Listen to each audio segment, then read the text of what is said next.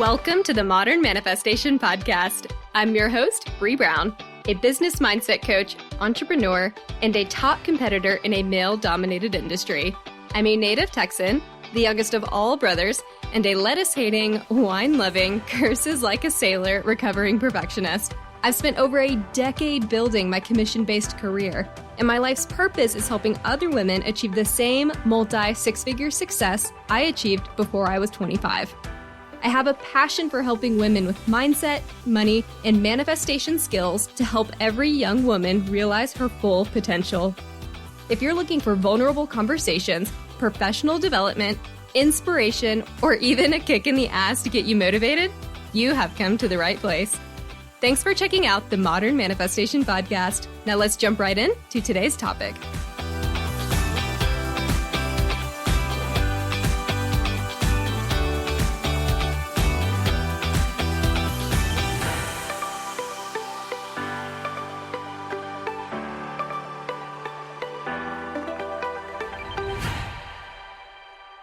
Hello, everyone, and welcome back to the Modern Manifestation Podcast. It has been a weird week for me, guys. If you follow me on Instagram, you've probably already seen that my grandfather was life-flighted to the hospital earlier this week, and there were a lot of emotions going on. He definitely pulled through at the last moment.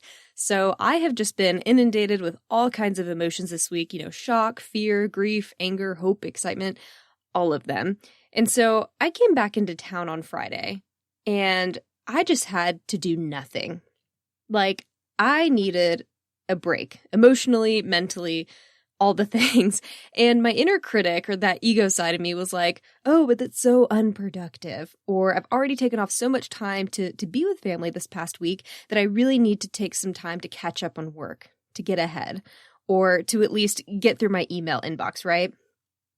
But I knew in my gut that I needed a day to rest, to unwind. And I knew I needed to honor that in order to be where I wanted to be the rest of the weekend. So I decided to listen to that, and I just took the time I needed to process and to allow myself to heal from all the shit that I just gone through, right? Like, it felt pretty heavy, and I knew that I needed to create the space to just work through that in whatever way I needed to. And so there was no point in feeling guilty about this because it is what I knew I needed. And I likely wouldn't have been productive at work anyway because I was dealing with all this shit or, trying to process it as best I could. So any work I would have been able to do probably wouldn't have been my best anyway. So I decided to just push aside my laptop, put my phone up, turn off my emails, turn on Do Not Disturb for my phone. I pulled out a book, got a lot of good reading in, which I feel like I haven't really done a lot of fictional reading as much as I've wanted to lately. So I made time for that. I even watched a few movies, took a long nap, which I usually do not do. Like, I took a nap. I'm so proud of myself. And went for a couple walks, ordered takeout all day. Like, I didn't do anything. And I sure as hell didn't do any of the things that my ego thought I should be doing. And because of this, I feel recharged today. I feel good. I feel more at peace and more abundant. I feel like I'm back in alignment. So today I want to talk about why resting is critical to success. Because lately, at least in the US, things are starting to return to some sense of normalcy, right? COVID numbers have gone down, more people are getting vaccinated, work days are picking up. Like, there's just this sense of like everyone wants to try to get back to the way things were. And of course there's going to be a new normal, right? Like, no one says that that's not going to be the case. But we're already seeing that work days are picking up, social calendars are booking out, external commitments are starting to rise. But before we jump back into this new normal, let's not forget about the lessons that this pandemic has taught us, right? Or at least me. Like, I know this is a lesson that I absolutely want to carry into the next year. The most critical lesson that I've learned is that rest is productive. I'm going to say it again. Rest is productive. Because a lot of career women, especially early on, make the mistake of brushing off downtime. It's like there's this unspoken rule that to be successful, you cannot have time to slow down and recharge. But I call bullshit on this. We have so much technology now to help us be more productive so that we can afford to take the time to rest. And instead of using this extra time, we decide to be hyper-productive. We decide to use that extra time to help us do more, accomplish more, instead of resting. And this is not sustainable in the long term. And the one thing that I hate is that in our society, rest is often associated with laziness or like the absence of work. Oh, you're resting, so you're not doing anything, right? That's kind of where that idea that rest is unproductive comes from. But no, change the narrative. Rest is the power source of your best work.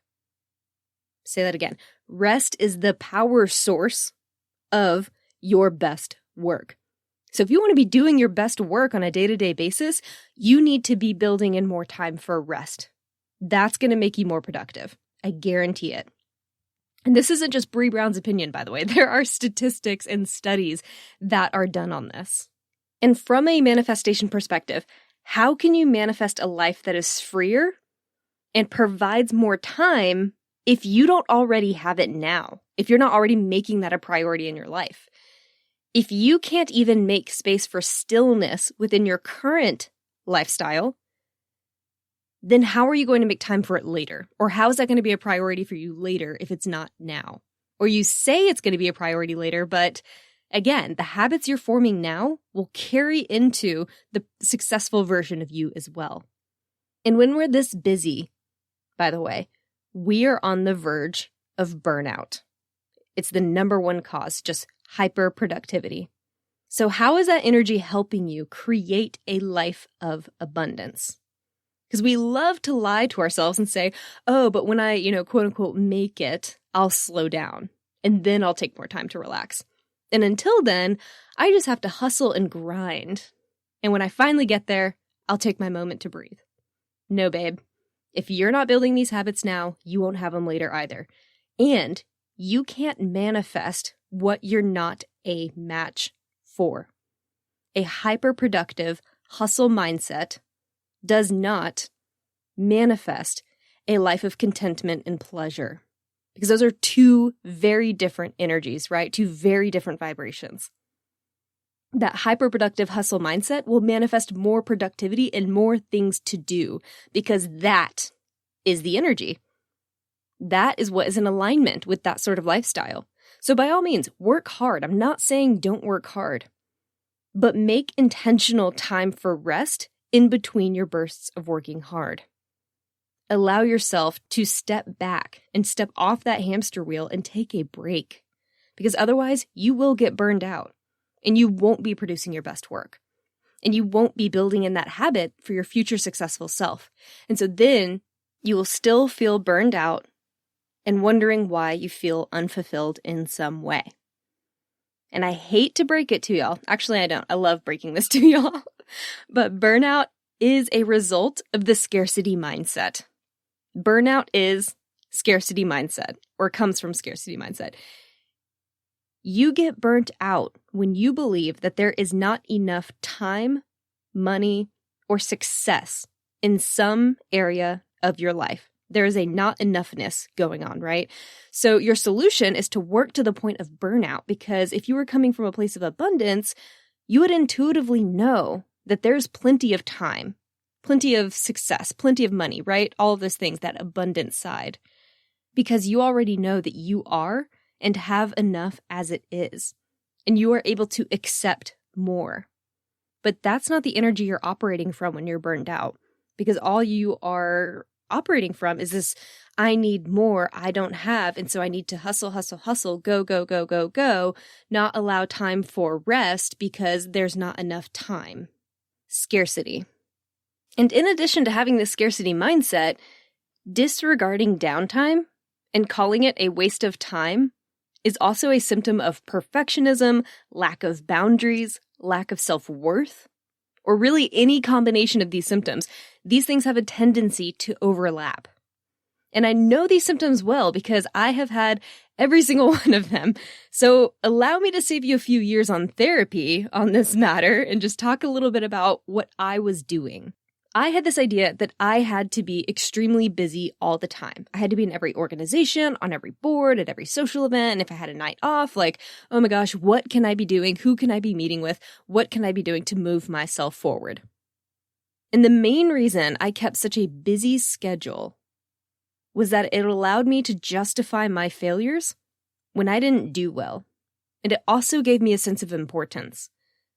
Like, oh, I know it was bad, but I just didn't have enough time because there were these other 10 million things that are also super important that I was doing, you know? And when I did do well, like, man, just imagine if I'd had more time, right? It could have been so much better.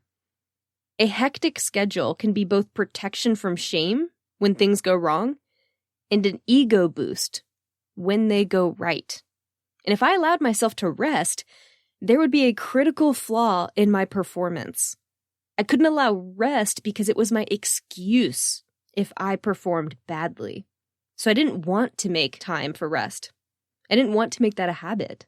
Because if I had time to rest, I also had time to do better at XYZ, and I always had to do better because I didn't feel worthy or valuable on my own. And not allowing myself to rest also enabled my anxiety and my perfectionism, which, pretty much the same thing, but... And as an example, when I procrastinated too much because of my anxiety, I blamed my busy schedule so that I didn't have to ask myself why I was so anxious. And when I started chronically procrastinating to the point where other people were noticing, all of a sudden, my schedule, my super busy schedule, became my shield. Like, everyone will know that my super busy schedule is the only reason why I procrastinated so much on this other thing, or why I've dropped the ball over here, or why I failed at this. It's not me, it's my schedule. Shield. So why would I allow myself to rest if that took away my shield, my excuses? And if I had time to rest, then I had time to avoid procrastination and all the emotional baggage that caused me to procrastinate in the first place, right? Like, I'd have to address that. And if I allowed myself to rest, what was waiting for me there? What ugly emotions waited for me when I finally had time to address them? When you have a habit of suppressing emotions, you feel the need to stay busy as a distraction. You might think that if you stop to reflect on the shit you haven't dealt with, that you might not ever stop resting. You might get stuck, or you might get weighted down with all that shit that you haven't been dealing with, that you don't know how to get things going again. You don't know how to get back into motivation or back into the go hustle. And that's when I hear the excuse a lot. But if I stop to rest, I'll lose my motivation. And if this is you, then maybe you're not motivated by the right thing to begin with. And maybe that is what you do not want to deal with.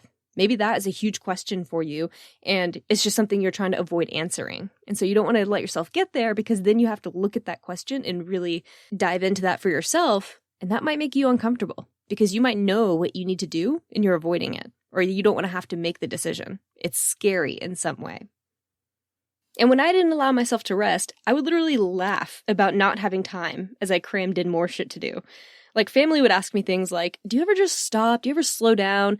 When do you make time for yourself? And I would always reply with something like, only when I'm dead, or rest is for the weary. Like, my hyper productivity was like a badge of honor that I was wearing proudly.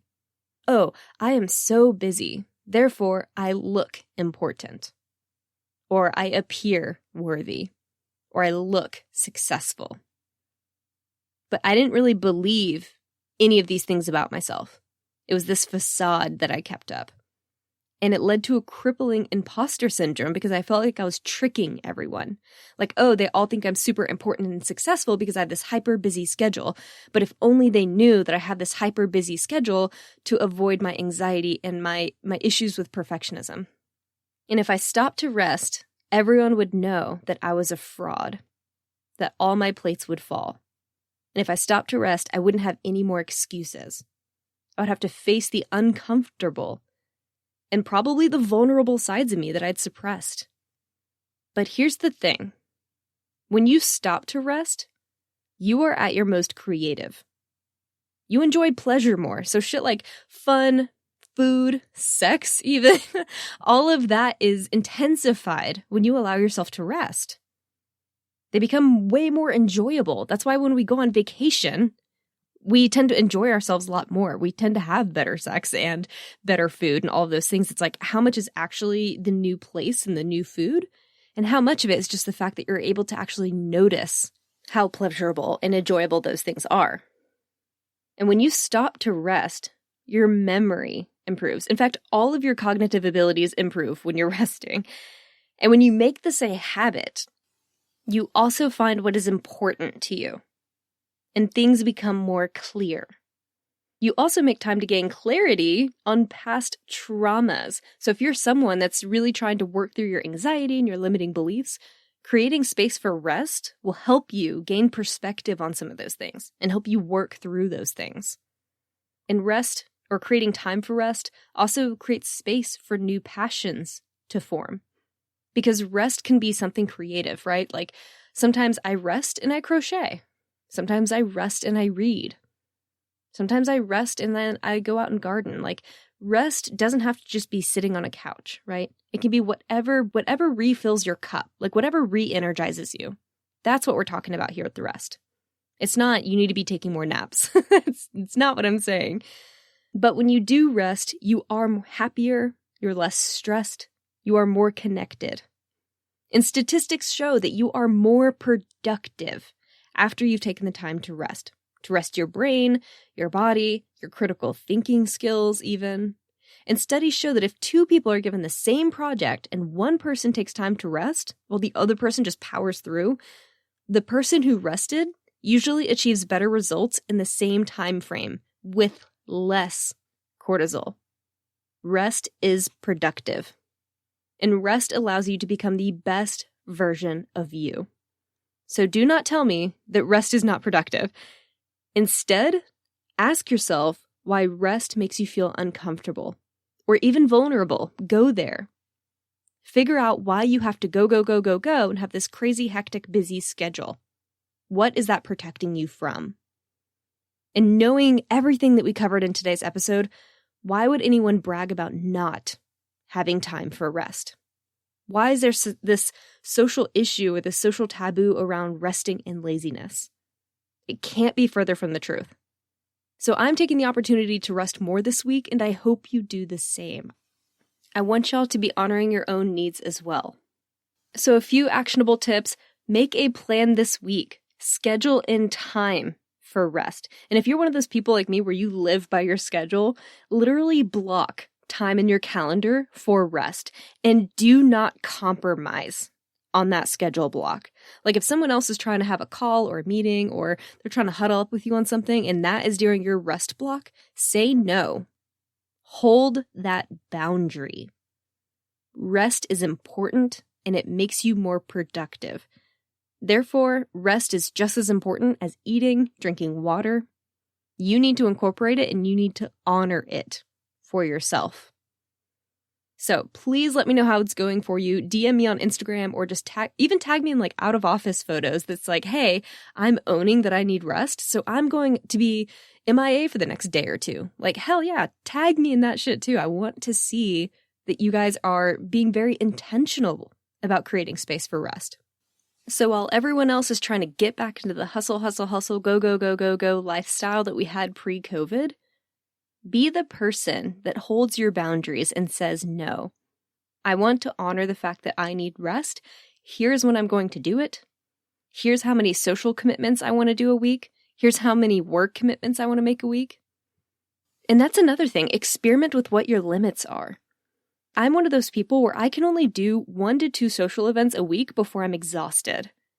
What number is that for you? Maybe you're one of those people where you're energized when you go and have a lot of social events and you want more social events in your day. Okay, great. But still know what that limit is and then know when you're going to come back from that, right? Like when are you going to rest and do the opposite and embrace that other side of you? And how many work meetings or calls can you have a day before you need some rest to recharge?